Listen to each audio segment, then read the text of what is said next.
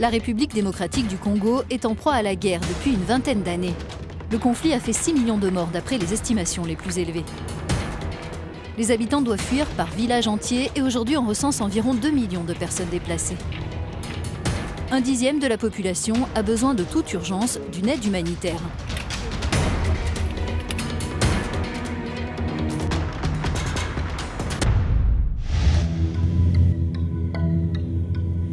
C'est l'une des crises humanitaires les plus complexes au monde. En République démocratique du Congo, pays ravagé par les violences entre ethnies et les combats pour le contrôle des ressources, les humanitaires doivent relever un défi stratégique, l'accessibilité. Ici, les infrastructures sont limitées et souvent contrôlées par les milices. EcoFlight, le service aérien dédié de l'Union européenne, transporte les ONG sur les sites sensibles. Nous embarquons avec Marianne et ses collègues pour Nyunzu, dans la province de Tanganyika. Elle dirige le programme de nutrition de l'organisation Première Urgence Internationale.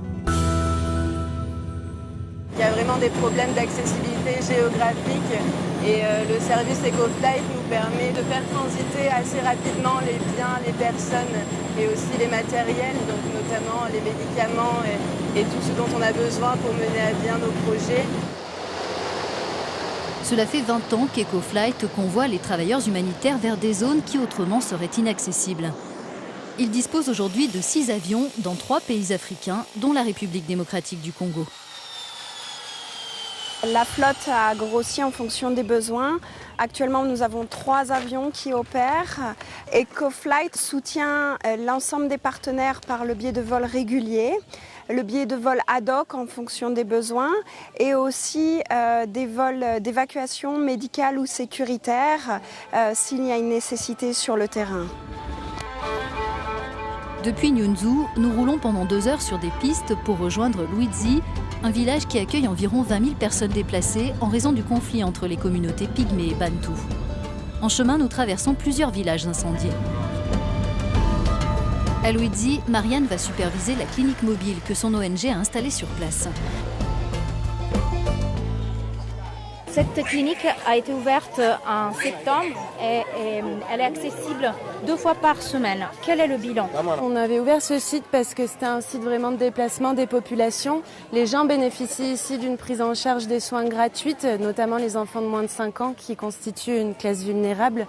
Et les enfants malnutris bénéficient aussi des soins et de la ration donc pour la prise en charge de la malnutrition. On estime qu'environ 200 consultations sont réalisées ici chaque semaine sur nos 2 jours d'intervention. Les cas de malnutrition et de rougeole sont fréquents ici. Francine et sa mère ont quitté leur village il y a quelques mois pour rejoindre Luizi. Elles sont toutes les 2 malades et n'ont pas d'endroit où dormir. Je suis partie parce qu'il y avait trop de morts dans mon village qui a été attaqué par les pygmées. Mon frère a été tué. Ici, on vit dans la misère, mais on n'a pas le choix. L'assistance en matière de santé et d'alimentation est au cœur de l'effort humanitaire. Nous avons pu constater l'ampleur de la tâche de ces cliniques mobiles qui délivrent des soins de base aux personnes qui fuient leur village par dizaines. Maintenant, partons pour le Sud Kivu, où des déplacés ont bénéficié d'une distribution alimentaire qui, dans le même temps, encourage l'économie locale.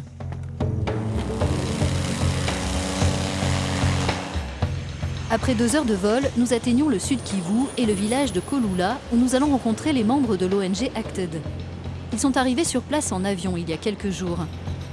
Leur mission, gérer une distribution alimentaire. L'atterrissage ici est délicat et la zone n'est pas sécurisée.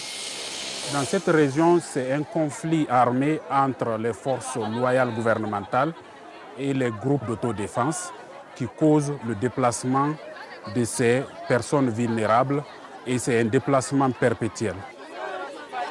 L'équipe avait fait plusieurs fois le voyage jusqu'à Kolula grâce au service aérien européen pour identifier les familles vulnérables qui pourraient bénéficier de la distribution.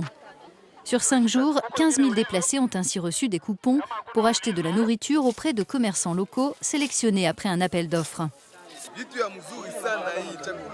Il y a 19 commerçants qui ont été choisis. Au début, on était plus de 50. Après notre visite, de nouvelles attaques ont été commises à Nyunzu et Kolula. L'insécurité rend l'assistance aérienne encore plus indispensable.